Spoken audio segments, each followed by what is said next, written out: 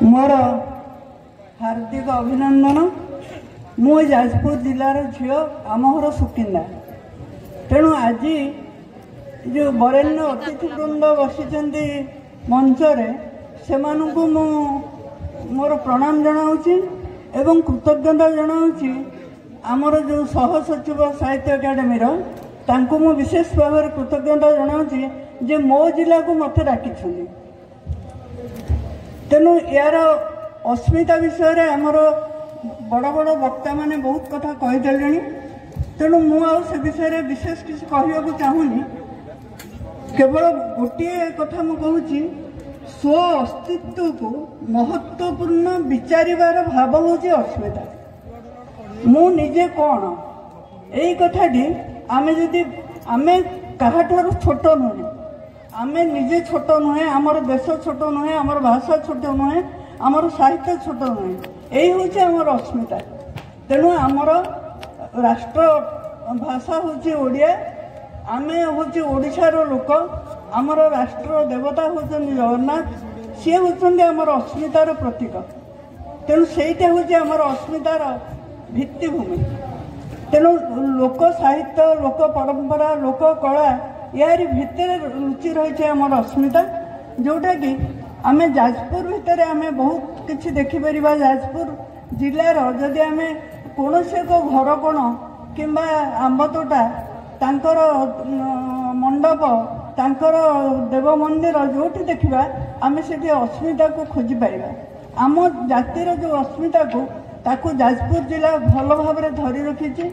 महाभारत युगरू आज पर्यंत भौगोलिक ऐतिहासिक सबुथिरे जाजपुर ना रही आसी एवं आध्यात्मिक उत्तरणर यह एक पावन भूखंड। जो बिरजा आम बिरजा तीर्थ, एटा बराह तीर्थ, बिरजा तीर्थ बोले आम कहूचे। बराह, बिरजा, वेद, विप्र एवं बैतरणी यही पांचटी की नहीं जाजपुर गठित, जाजपुर अस्मिता गठित। तेणु बैतरणी एक पुण्यदय नदी। तापर आगुरी आमर विभूतिभूषण मिश्र सी केमती यज्ञरू एटा उत्पत्ति होता बोली ना होता जाजनगर। जाजनगर तापर है जाजपुर, जाजीपुर, तापर है जाजपुर। तेणु यह यज्ञरू उद्भूत होता। एवं आमर एठी बिरजा जो दुर्गा सी दुईभुजा, अन्य जगह आम अष्टभुजा, षष्ठभुजा, दशभुजा दुर्गा देखीचे, किंतु ये दुईभुजा सत्यमती सी आमर माँ, सी आमर देवी नुहे। आम माँ डाकिले सी ओ करेंगे, यही विश्वास आम जाजपुरवासी भितर प्रबल भाव में रही। तार प्रमाण अस्मिता अर्थ कहले मुझे बुझे जे अस्मिता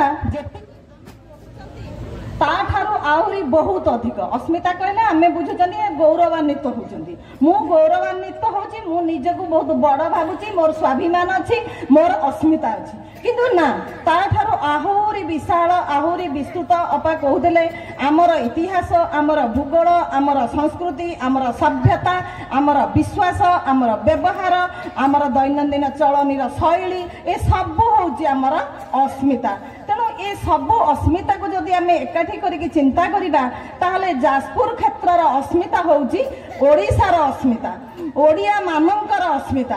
कारण आमे शुणिचंदी ओजस्विनी भाषण भूपति सारंग ठारू, आमे शुणिले ज्ञानगर्भक भाषण अपमानक ठारू। आ मु अधिका कहिके आम आगे जो माने बसिचंदी कविता पढ़िया तांकठो कविता शुणिबा।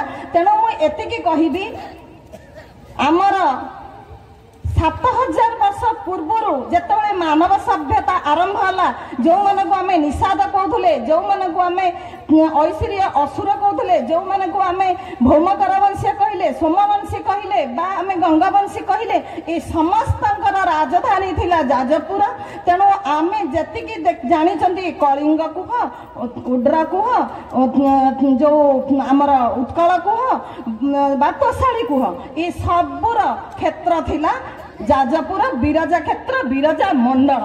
तेणु एठिकार अधीश्वरी को मु एतिकी प्रणाम करी माँ जमी एटा को शक्ति क्षेत्र भाव में भारत श्रेष्ठ क्षेत्र आशीर्वाद देइछन्ती आम मान प्रति सेमिति आउ गोटे कथा मु खाली कहबी कहीकि मोर समाप्ति करी मोर वक्तव्य से गोटे कथा है विश्व इतिहास जानू आम जाजीपुर 7 जन राणी क्रमान्वय शासन करथिले भौमकर वंशर आमे जदि कहउचंती भारतर नारी प्रथम नारी शासिका किए पिला को शिखाउचंती रेजिया सुल्ताना बहुत पूर्व अष्टादश शताब्दी नवम शताब्दी मध्य से माने शासन करथिले मु बहुत आर्टिकल ए विषय लिखिछि आमर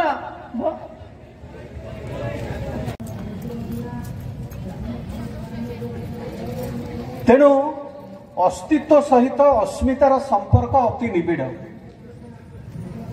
अस्मिता हेउची अस्तित्वर जन्म नहीं थाए पुणी अस्मितार लोप हुए अस्तित्वर परिस्थिति घेनी आमे मंदिर तोलाई राजा माने निजर अस्तित्व और अस्मिता गढ़ुतिले किछि लोक पुणी आक्रमण करी अन्य भूमि छड़ाई निजर अस्मिता प्रतिष्ठा कले तेणु उभय भंगा एवं गढ़ा दुईटी अस्मिता अस्तित्व को नहीं चिन्हित हुए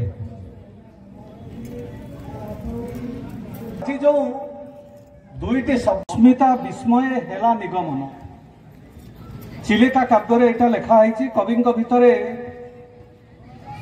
जमिति खर सौरकर तारका जमती निष्प्रभ देखा जाती कवि भितर अस्मिता सेमिति प्रसंगटी सेमिति संशयाचन कवि को करिछि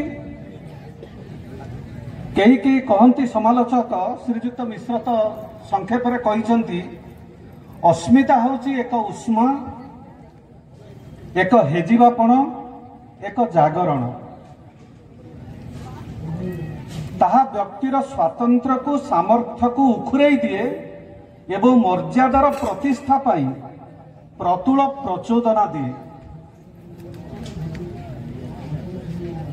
अस्मितार उत्तरण हेउची स्वाभिमान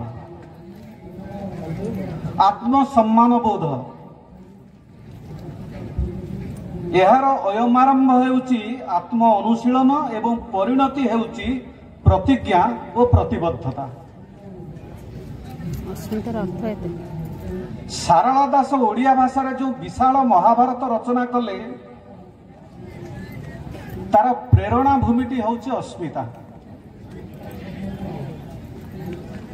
गड़जात प्रजा आंदोलन रे ढेंकानाल प्रजामंडल बालक बाजी राउत प्रजामंडल बिना आदेश रे डंगा फिटाइब नाही बोली जो जवाब रक्तमुखा ब्रिटिशर्स मान को देइतेला ता होची ओडिया अस्मिता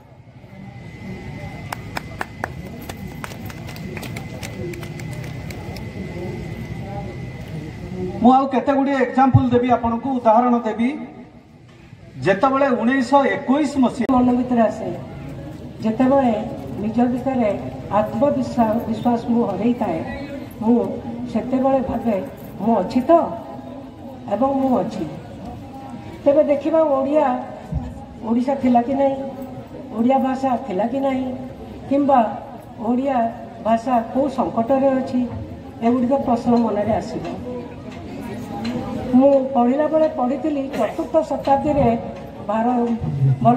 नाट्यशास्त्र आम ओड्र विभाषा कथा लिखाई भरत मुनि जो नाट्यशास्त्र थिला से ओड्र विभाषा विषय लिखा जाइतिला ओड्र चाषी एभली शब्द में प्राचीन जिते गवेषणात्मक कौन पुस्तक देखा ता भर ओड्र चाषी विषय रोचे ओड्र चाषी ओडिशा आसी अर्थात ओडिया लोक चाषबास को उपजीविका प्रथम कार्य भाव में ग्रहण करते प्रधान कार्य भाव में ग्रहण करते तो ओडिशा आम आज जो मानचित्र देखुचु से नाला से राजा माने छोट छोट ऊपर उठी थे ये हूँ विरजा संस्कृति आ गोटे उदाहरण देवी आपण माने समस्त अनुभव करेंगे